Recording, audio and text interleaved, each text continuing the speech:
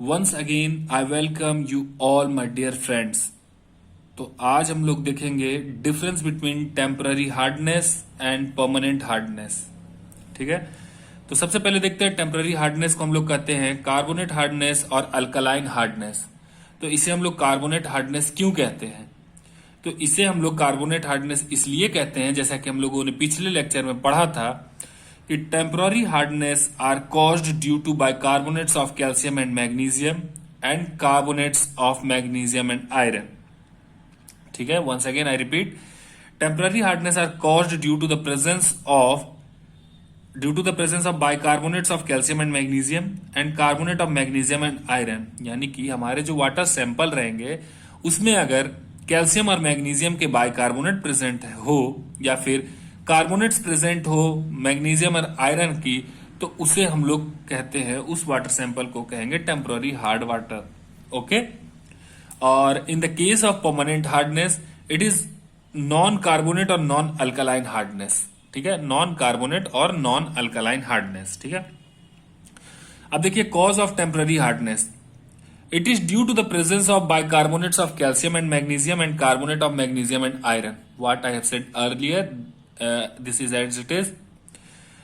Temporary hardness cause क्यों होती है? Bicarbonates of calcium and magnesium उसमें प्रेजेंट है, ठीक है, और carbonates of magnesium and iron उसमें प्रेजेंट है। This is the reason why temporary hardness is caused. ठीक है, और in the case of permanent hardness, अगर हम लोग परमानेंट हार्डनेस को देखें तो उसका कॉज क्या है? तो it is due to the presence of dissolved chloride and sulphate of calcium and magnesium. Very important, due to the presence of dissolved chloride and sulphate of calcium and magnesium. Calcium और magnesium का dissolved sulphate, chloride और sulphate अगर कोई water sample में present है तो water sample hard water होगी। ठीक है, तो देखिए अब रिमूवल प्रोसेस में आ जाए तो टेम्पररी हार्डनेस को कैसे रिमूव कर सकते हैं? तो it can be remove by just boiling.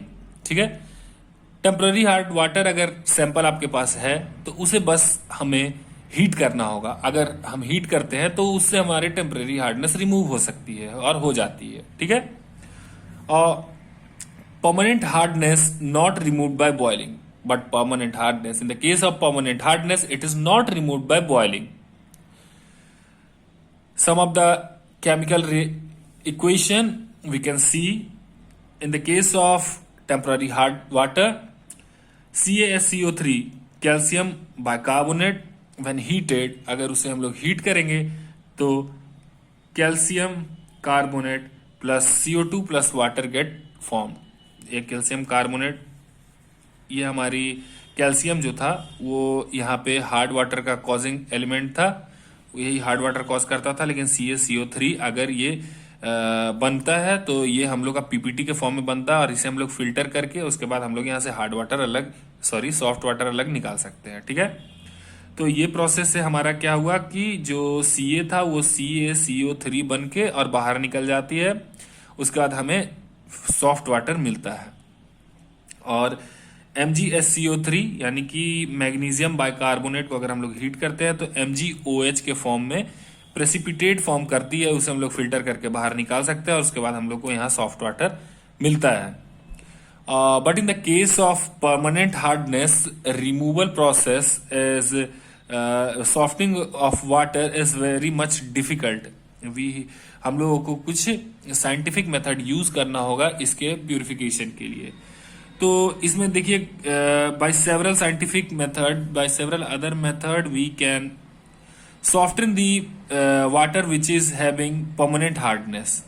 Means पहला है जियोलाइट मेथड। जियोलाइट मेथड में क्या होता है? जियोलाइट का बेड होता है, उसके ऊपर से हम लोग पानी सप्लाई करते हैं, पानी देते हैं, मतलब हार्ड वाटर देते हैं। तो हार्ड वाटर देने के बाद वो जब जियोलाइट से यानी कि जियोलाइट के सरफेस से पास करती है तो उसमें जो हार्डनेस कॉजिंग जो सॉल्ट होते हैं वो रिमूव होते हैं और नीचे में सॉफ्ट वाटर हम लोग को मिलती है। ये प्रोसेस आगे बताया जाएगा, आगे ये प्रोसेस अच्छे से आएगी एक्सप्लेनेशन के साथ। अभी बस इसे मैं ओवरव्यू दे रहा हूं आप लोगों को।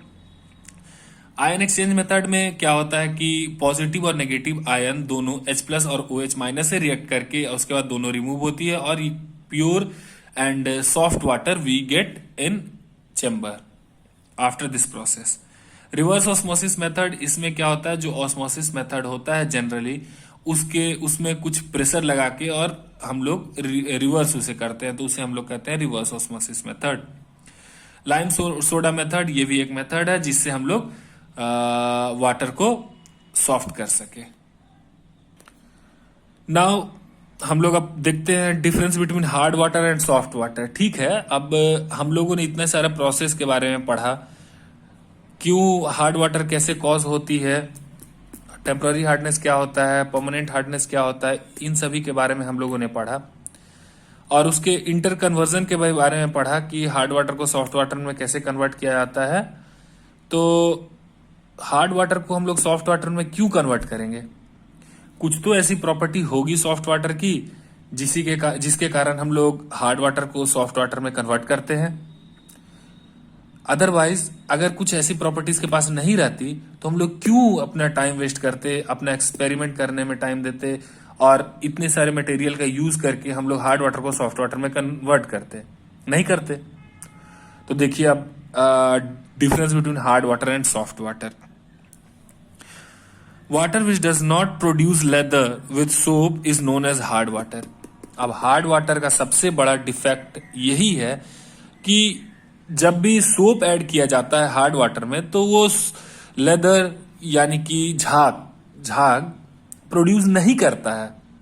तो उसके कारण से क्या होता है कि हमारा सोप वेस्ट होता है, हमें बहुत मात्रा में, ज्यादा मात्रा में सोप ऐड करना पड़ता है वो सेम अमाउंट ऑफ लेदर बनाने के लिए, झाग बनाने के लिए, जो कि थोड़े से अमाउंट सोप यूज करके हम लोग सॉफ्ट वाटर में बना सकते हैं।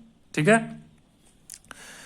Water which easy produce lather with soap is known as soft water. मतलब इजिली जो वाटर प्रोड्यूस कर देता है लेदर यानी कि झाग, उसे हम लोग कहते हैं soft water.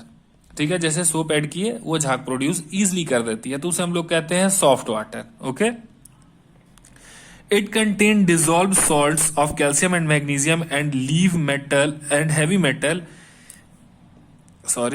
it contains dissolved salt of calcium and magnesium and heavy metals like iron, magnesium and Al3+।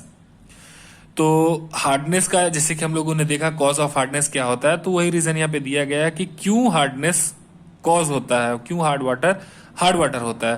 तो उसमें dissolve salt of calcium and magnesium and heavy metals like iron, magnesium and Al3+, ये सब present रहता है, इसीलिए ये water hard होता है। ठीक है, it does not contain any dissolve salt. Soft water में ये सब सॉल्ट प्रेजेंट नहीं रहते हैं।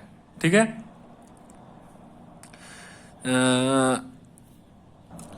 अब देखिए in hard water cleansing property of soap is depressed due to the presence of dissolve salts.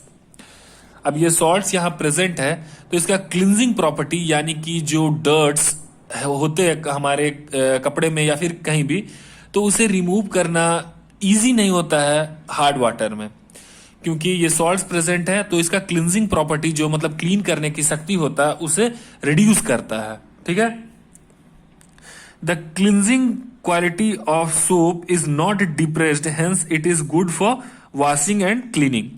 अब सॉफ्ट वाटर में क्या होता है कि उसकी क्लींजिंग जो प्रॉपर्टी होती है उसे वो डिप्रेस नहीं करता है, उसे वो एज इट इज रहने देता है। सॉफ्ट वाटर में सोप का क्लींजिंग प्रॉपर्टी को डिप्रेस नहीं करता है, तो इसी के लिए हम लोग क्लीनिंग पर्पस के लिए सॉफ्ट वाटर का यूज करते हैं।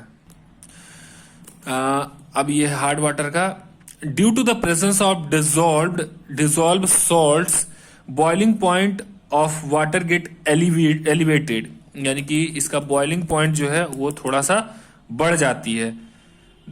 बॉइलिंग पॉइंट गेट एलिवेटेड, तो जैसे कि बॉइलिंग पॉइंट एलिवेट होता है तो उससे हम लोग को बॉईल करने के लिए और ज्यादा फ्यूल का यूज होगा, फ्यूल कंजप्शन भी बढ़ जाएगा अगर हम लोग हार्ड वाटर को बॉईल करते हैं तो।